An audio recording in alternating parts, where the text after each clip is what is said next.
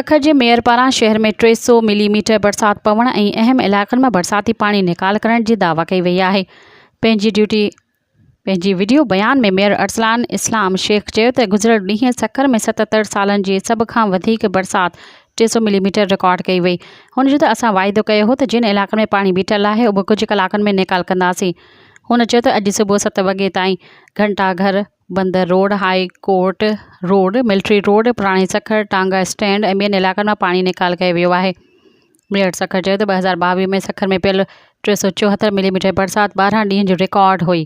काल्ह रुॻो हिकु ॾींहं दौरान 292 खां 300 मिलीमीटर अर्स ताईं रिकॉर्ड बरसात पई। इंतिज़ामिया जी बर वक़्त कोशिश सबबि हयल बरसातुनि दौरान शहरियुनि जो को बि माली ऐं जानी नुक़सान न थियो।